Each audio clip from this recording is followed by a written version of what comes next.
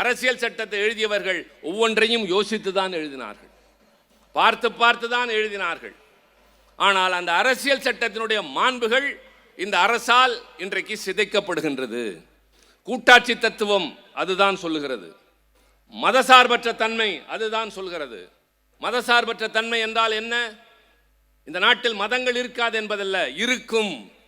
அவரவருக்கு விருப்பமான வழியை, நெறிமுறையை பின்பற்றலாம், தனக்கு விருப்பமான கடவுளை வணங்கலாம், அவர் சார்ந்திருக்கிற சமயத்தை பிரச்சாரம் செய்யலாம். ஆனால் அரசாங்கத்திற்கு சமயம் கிடையாது, அது எல்லாவற்றையும் பொதுவாக கருதும். அதுதான் இந்தியா. பாகிஸ்தான் என்ன நாடு? இஸ்லாமிய நாடு. பங்களாதேஷ் என்ன நாடு? இஸ்லாமிய நாடு. ஸ்ரீலங்கா என்ன நாடு? பௌத்த நாடு. அமெரிக்க நாடு கிறிஸ்துவ நாடு. இப்படி ஒவ்வொரு நாட்டிற்கும் மதம் உண்டு.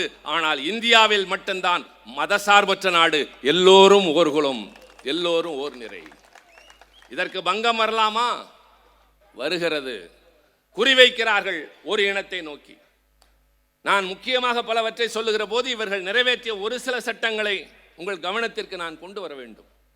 அந்த சட்டங்கள் எவ்வளவு பாதிப்பை ஏற்படுத்தி இருக்கின்றது என்பதற்காக. இஸ்லாமிய பெருங்குடி மக்கள் இங்கே யாராவது இருப்பீர்கள், அல்லது உங்களுடைய தோழர்கள் இருப்பார்கள், அவர்களிடம் பேசுகிற போது நினைவுபடுத்துங்கள். இவர்கள் தேவையில்லாமல் நிறைவேற்றிய சட்டங்களும் உண்டு, தேவையின் பொருட்டு என்று நிறைவேற்றியவையும் உண்டு. அதிலே ஒன்றுதான் குடியுரிமை திருத்த சட்டம், CAA என்று அடிக்கடி சொல்வார்கள். இந்த பாசிசம் என்ற ஒரு சொல்லை போல CAA, citizenship amendment act. Citizenship என்றால் என்ன? நீங்களும் நானும் இந்திய நாட்டின் குடிமகன், நம்முடைய சிட்டிசன்ஷிப். பக்கத்தில் இருக்கிறவன் பங்களாதேஷை சார்ந்தவன், பங்களாதேஷ் குடிமகன். இப்படி ஒவ்வொரு நாட்டில் வாழ்கிறவனுக்கும் ஒரு குடியுரிமை உண்டு. சில நாடுகளில் இருந்து சில காரணங்களினால் அகதிகளாக வருவார்கள். அவர்கள் உரிமைகள் இல்லாதவர்கள் என்பதோடு அகதிகள் என்ற நிலையோடு தான் இருப்பார்கள். உதாரணத்திற்கு சொல்லுகிறேன், இலங்கையிலிருந்து 1.5 லட்சம் பேர் இன்றைக்கு தமிழ்நாட்டில் இருக்கிறார்கள். அவர்களுக்கு இலங்கை குடியுரிமையும் இல்லை, இந்திய குடியுரிமையும் இல்லை. அவர்களுடைய நிலை என்ன தெரியுமா? மாலை 6க்குள்ளாக முகாமிலிருந்து வெளியே வந்து அங்கும் இங்கும் கிடைக்கிற வேலையை பார்த்து சம்பாதித்து திரும்பி செல்ல வேண்டும். ஆனால் அந்த பணத்தை கொண்டு ஒரு சைக்கிள் வாங்க முடியாது, அந்த பணத்தை முதலீடு செய்ய முடியாது. அவர்களுக்கு எந்த ஒரு ஆதார் கிடையாது, எந்த உரிமையும் கிடையாது என்கிற நிலையிலே வாழ்கிறார்களே, அதுதான் குடியுரிமை இல்லாதவர்களின் நிலைமை. ஆக அது ரொம்ப அவசியமாக மாறுகிறது.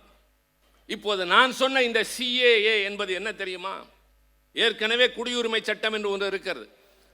அதிலே நம்முடைய மரியாதைக்குரிய ஐயா நரேந்திர மோடி அவர்கள் தலைமையிலான அரசு ஒரு திருத்தம் கொண்டு வருகிறது.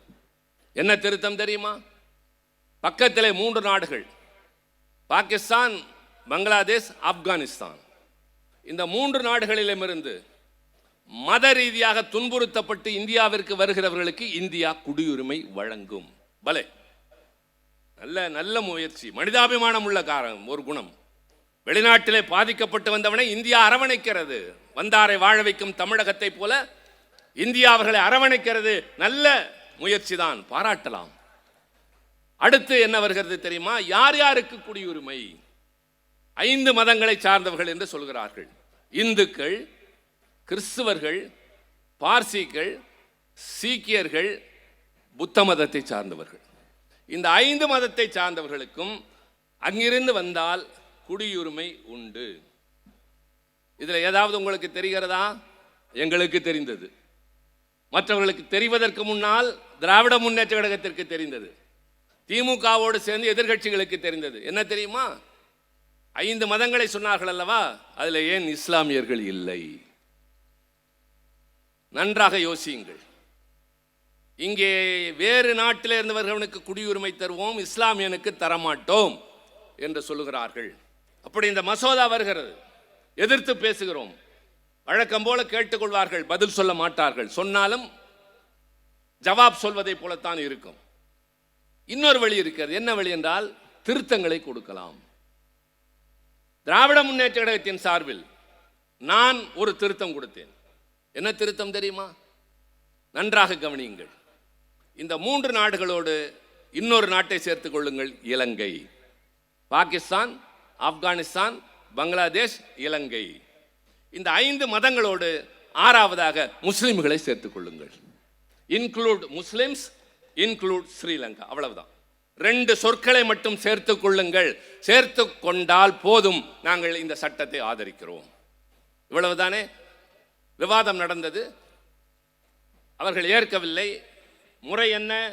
வாக்கெடுப்புக்கு விடுவார்கள். ஒவ்வொன்றாக வாக்கெடுப்புக்கு விட்டு வருகிற போது திருச்சி சிவா கொண்டு வந்த திருத்தத்தை வாக்கெடுப்புக்கு விடுகிறோம். வாக்கெடுப்புக்கு விட்டவுடன் குரல் வாக்கெடுப்பு. வழக்கம் போல என்ன சத்தம் கேட்டாலும் அவை என்ன தீர்மானிக்கும் தெரியுமா? எதிர்ப்பு குரல் தான் அதிகமாக இருந்தது. நாங்கள் கொண்டு வந்தால், அவர்கள் கொண்டு வந்தால், எதுவாக இருந்தாலும் அவர்கள் தான் நிறைவேற்றினார்கள் என்று சொல்வது. அதுபோல குரல் வாக்கெடுப்பில் தோற்று போனது. நான் சொன்னேன், ஐ வாண்ட் டிவிஷன் என்று சொன்னேன். டிவிஷன் என்றால் என்ன? எனக்கு மின்னணு வாக்குப்பதிவு வேண்டும். எதற்காக? இந்த திருத்தத்தை எதிர்த்தவர்கள் யார், ஆதரித்தவர்கள் எத்தனை பேர், எதிர்கால வரலாறு தெரிந்து கொள்ள வேண்டும். வெறும் குரலோடு இது அடங்கிவிடக்கூடாது என்று சொல்லி ஐ வாண்ட் டிவிஷன் என்று சொன்னேன். கேட்டால் அதை மறுக்க முடியாது. சண்முக சுந்தரத்துக்கு தெரியும், அமைச்சர்களுக்கு தெரியும். ஒரு உறுப்பினர் டிவிஷன் கேட்டால் அனுமதித்து தான் ஆக வேண்டும். அனுமதித்தார்கள். வாக்கெடுப்பு நடந்தது. திமுகவுக்கு மொத்தம் எத்தனை உறுப்பினர்கள் தெரியுமா? இன்றைக்கு மாநிலங்களவையில் 5 பேர். கிடைத்த வாக்குகள் எத்தனை தெரியுமா? என்னுடைய திருத்தத்திற்கு ஆதரவாக 99.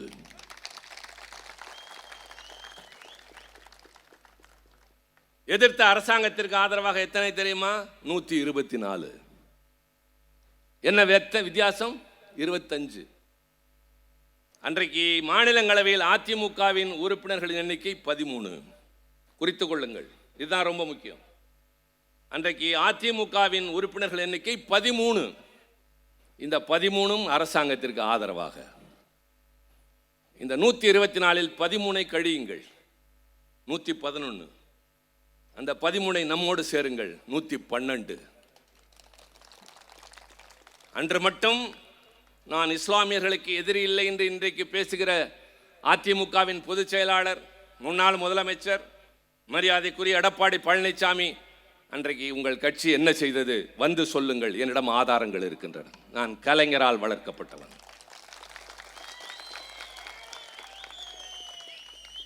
நீங்கள் அவர்களுக்கு துணை நின்ற காரணத்தால் இந்த நாட்டில் இலங்கை அகதிகளுக்கு குடியுரிமை இல்லாமல் போனது. நீங்கள் அவர்களை ஆதரித்ததால் இஸ்லாமியர்கள் இந்த நாட்டில் தனிமைப்பட்டு போனார்கள். இன்றைக்கு வந்து சொல்கிறார்களே, வெறும் 5 உறுப்பினர்களை வைத்து 99 வாக்குகளை பெறுகின்ற அளவிற்கு திமுகவின் பலம், யோகிதை அங்கே இருக்கின்றது. அந்த நாடாளுமன்றத்தில் இன்றைக்கு இந்தியாவில் இருக்கிற எல்லா எதிர்கட்சிகளும் திமுக என்று சொன்னால் அதற்கென்று மரியாதை தருகிறார்களே, அதே போலத்தான் இந்த 99. அதிலேதான் இவர்கள் அம்பலப்படுத்தப்பட்டார்கள்.